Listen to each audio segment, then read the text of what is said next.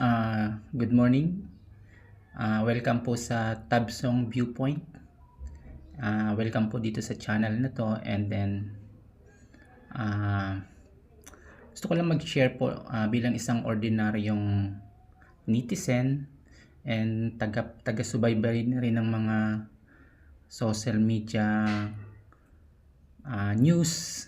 So siguro gusto ko pong mag-participate dun sa mga discussion na nangyayari dito sa bayan natin. So sa ngayon,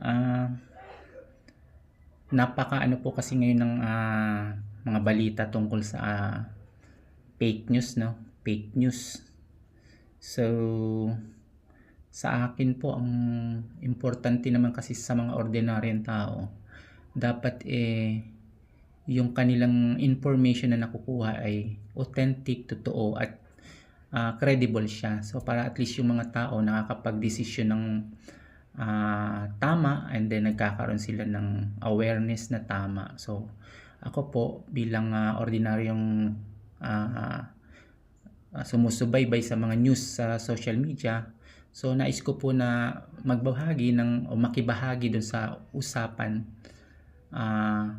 pampubliko. So yun yung akin pong nais. So siguro sa mga susunod po na mga days, pagka tinuloy-tuloy na po natin itong regular na pag-update natin sa aking channel, madidevelop po natin yung mga ganong pag-share. So yun lang po ang gusto kong ipaabot sa lahat ng potentially na mga makakapanood ng video nito. So dapat po tayo ay makibahagi doon sa mga usapin para at least hindi tayo napag-iiwanan kung ano ba yung estado na nangyayari sa kapaligiran natin. So para po sa akin, sa Tabsong Viewpoint, napaka-importante po na lahat ng tao mag-participate doon sa discussion para aware tayo lahat.